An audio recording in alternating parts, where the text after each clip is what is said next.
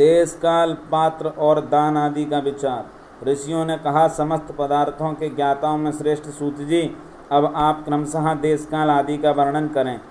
सूत जी बोले, महर्षियों, देवयज्ञ आदि कर्मों में अपना शुद्ध ग्रह समान फल देने वाला होता है, अर्थात अपने घर में किए हुए देवयज्ञ आदि शास्त्रोक्त फल को सम मात्रा में देने वाले होते हैं।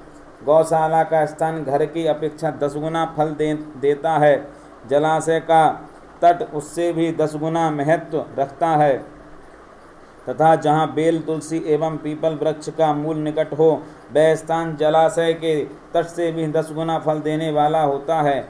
देवालय को उससे भी 10 गुने महत्व का स्थान जानना चाहिए।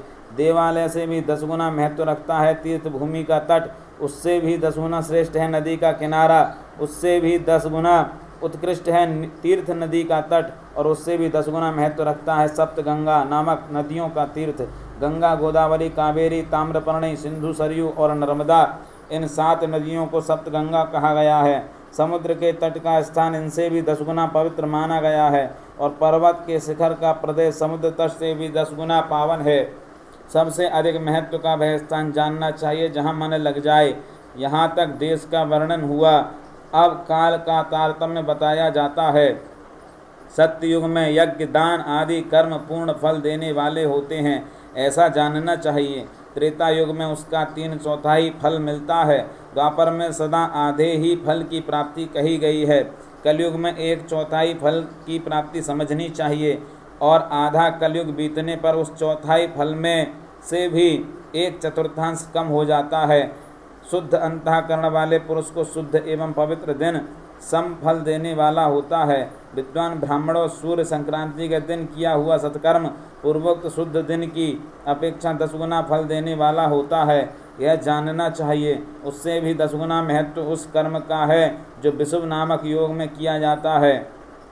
दक्षिणायन आरंभ होने के दिन अर्थात कर्क की संक्रांति में किए हुए पुण्य कर्म का महत्व विशुभ से भी 10 गुना माना गया है। उससे भी 10 गुना मकर संक्रांति में और उससे भी 10 गुना चंद्र ग्रहण में किए हुए पुण्य का महत्व है। सूर्य ग्रहण का समय सबसे उत्तम है। उसमें किए हुए पुण्य कर्म का फल चंद्र ग्रहण से भी अधिक और पूर्ण मात्रा में होता है। इस बात को विज्ञ पुरुष जानते हैं। जगत रूपी सूर्य का राहु रूपी विष से संयोग होता है, इसलिए सूर्य ग्रहण का समय रोग प्रदान करने वाला है। अतः उस विष की शांति के लिए उस समय स्नान, दान और जप करे। वह काल विष की शांति के लिए उपयोगी होने के कारण पुण्यप्रद माना गया है। जन्म नक्षत्र के दिन तथा व्रत की पूर्ति के दिन का समय सूर्य ग्रहण के ही समान समझा जाता है। परंतु महापुरुषों के संग का काल करोड़ों सूर्य ग्रहण के समान पावर है, ऐसा ज्ञानी पुरुष जानते मानते हैं। तपोनिष्ठ योगी और ज्ञाननिष्ठ यति के पूजा के पात्र हैं, क्योंकि ये पापों के नाश में कारण होते हैं। जिसने 24 लाख गायत्री का जप कर लिया हो, वह ब्राह्मण भी पूजा का उत्तम पात्र है। वह संपूर्ण फलों और भोगों को देने में समर्थ है। जो पतन से त्राण करता अर्थात नरक में गिरने से बचाता है, उसके लिए इसी गुण के कारण शास्त्र में पात्र शब्द का प्रयोग होता है। वह दाता का पातक से त्राण करने के कारण पात्र कहलाता है। गायत्री अपने गायक का पतन से त्राण करती है, इसलिए वह गायत्री कहलाती है। जैसे इस लोक में जो धनहीन है वह दूसरे को धन नहीं देता, जो यहाँ धनवान है वही दूसरे को धन दे सकता है, उसी तरह जो स्वयं शुद्ध और पवित्र आत्मा है वही दूसरे मनुष्यों का त्राण या उद्धार कर सकता है। जो गायत्री का जप करके शुद्ध हो गया है वही शुद्ध ब्राह्मण कहलाता है। इसलिए दान, जप, होम और पूजा सभी कर्मों के लिए वही शुद्ध पात्र है। ऐसा ब्राह्मण ही दान तथा रक्षा करने की पात्रता रखता है। स्त्री हो या पुरुष, जो भी भूखा हो वही अन्नदान का पात्र है। जिसको जिस वस्तु की इच्छा हो उसे वह वस्तु बिना मांगे ही दे दी जाए तो दाता को उस दान का पूरा फल प्राप्त होता है। ऐसी महर्षियों की मान्यता है। जो सवाल या याचना करने के बाद दिया गया हो वह दान आधा ही फल देने वाला बताया गया है। अपने सेवक को दिया हुआ दान 1/4 फल देने वाला होता है। विप्रवरों, जो जाति मात्र से ब्राह्मण है और दीनता पूर्ण वृत्ति से जीवन बिताता है, उसे दिया हुआ धन का दान दाता को इस भूतल पर 10 वर्षों तक भोग प्रदान करने वाला होता है। वही दान यदि वेदवेत्ता ब्राह्मण को दिया जाए तो वह स्वर्ग लोक में देवताओं के वर्ष से 10 वर्षों तक दिव्य भोग देने वाला होता है। शिल और उच्च वृत्ति से लाया हुआ और गुरु दक्षिणा में प्राप्त हुआ अन्न धन शुद्ध द्रव्य कहलाता है। उसका दान दाता को पूर्ण फल देने वाला बताया गया है। क्षत्रियों का शौर्य से कमाया हुआ, वैश्यों का व्यापार से आया हुआ और शूद्रों का सेवावृत्ति से प्राप्त किया हुआ धन भी उत्तम द्रव्य कहलाता है। धर्म की इच्छा रखने वाले स्त्रियों, धर्म की इच्छा रखने वाली स्त्रियों को जो धन पिता एवं पति से मिला हुआ हो, उनके लिए वह उत्तम द्रव्य है। गौ आदि 12 वस्तुओं का चैत्र आदि 12 महीनों में क्रमशः दान करना चाहिए। गौ, भूमि, तिल, सुवर्ण, घी, वस्त्र, धान्य, गुड़, चांदी, नमक, कोहड़ा और कन्या, यही वे 12 वस्तुएं हैं। इनमें गोदान से कायिक, वाचिक और मानसिक पापों का निवारण तथा कायिक आदि पुण्य कर्मों की पुष्टि होती है।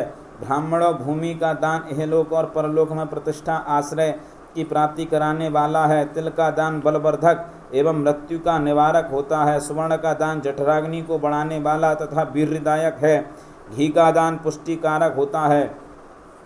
वस्त्र का दान आयु की वृद्धि कराने वाला है, ऐसा जानना चाहिए। धान्य का दान अन्न धन की समृद्धि में कारण होता है। गुड़ का दान मधुर भोजन की प्राप्ति कराने वाला होता है। चांदी के दान से वीर्य की वृद्धि होती है। लवण का दान षडरस भोजन की प्राप्ति कराता है। सब प्रकार का दान सारी समृद्धि की सिद्धि के लिए होता है। विज्ञ पुरुष कुसुमांड के दान को पुष्टिदायक मानते हैं। कन्या का दान आजीवन भोग देने वाला कहा गया है। ब्राह्मणों, वह लोक और परलोक में भी संपूर्ण भोगों की प्राप्ति कराने वाला है।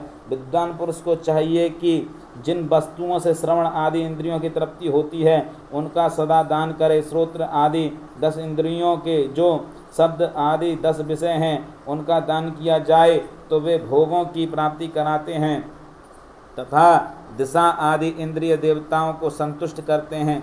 वेद और शास्त्र को गुरुमुख से ग्रहण करके गुरु के उपदेश से अथवा स्वयं ही बोध प्राप्त करने के पश्चात जो बुद्धि का यह निश्चय होता है कि कर्मों का फल अवश्य मिलता है, इसी को उच्च कोटि की आस्तिकता कहते हैं।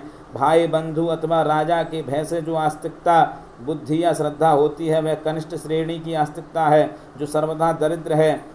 इसलिए जिसके पास सभी वस्तुओं का अभाव है, वह वाणी अथवा कर्म शरीर द्वारा यजन करे।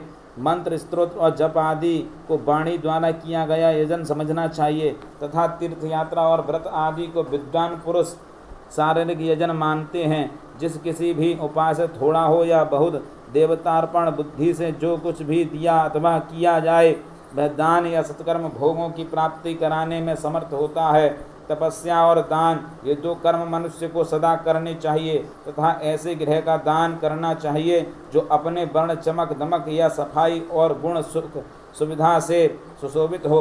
बुद्धिमान पुरुष देवताओं की तृप्ति के लिए जो कुछ देते हैं, वह अतिशय मात्रा में और सब प्रकार के भोग प्रदान करने वाला होता है।